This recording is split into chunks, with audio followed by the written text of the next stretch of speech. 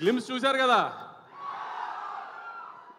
June 10వ తారీఖు ఇంకోటి ప్లాన్ చేస్తున్నాం, పూనకాలు వచ్చేస్తాయి.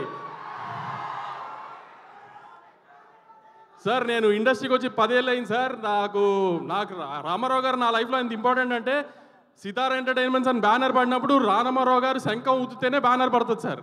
నా లైఫ్లో ఆయన అంత ఇంపార్టెంట్. కానీ నేను ఇండస్ట్రీకి వచ్చి 10 ఏళ్ళలో నాకు ఎప్పుడు ఈ అవకాశం రాలేదు సార్. రామారావు గారి పుట్టినరోజున ఒక ఫంక్షన్ చేసి ఆ ఫంక్షన్కి మిమ్మల్ని పిలవలేదు.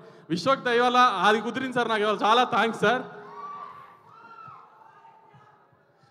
ఇదని చాలామంది గ్యాంగ్స్ ఆఫ్ గోదావరిలో విశ్వక్ ఇలా చేశాడు, అలా చేశాడు, ఇలా చేశాడు అని చెప్తున్నారు.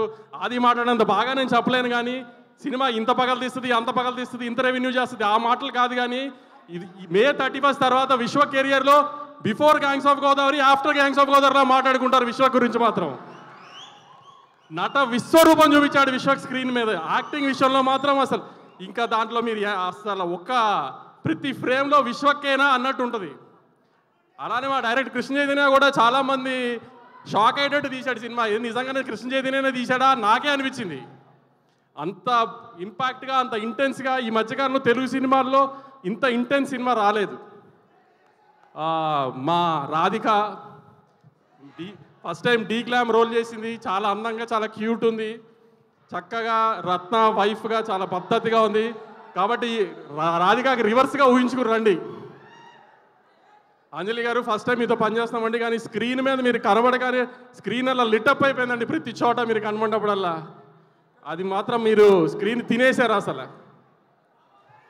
యువన్ శంకర్ రాజా ఆర్ఆర్ నిన్నే ఫైనల్ చేశాడు. నిన్నే చూసాము చెన్నైలో. ఇరగా తీసేశాడు ఆర్ఆర్. మీకు ఈ ట్రైలర్లో కనిపించిన ఆర్ఆర్ జస్ట్ 10%. సినిమాలో ఆర్ఆర్ నెక్స్ట్ అసలు ఇరగ తీసేశాడు. ఈ మధ్యకాలంలో మీరు వినుంటారు, తెలుగు స్క్రీన్ మీద అంత మంచిగా ఆర్ఆర్ చేశాడు.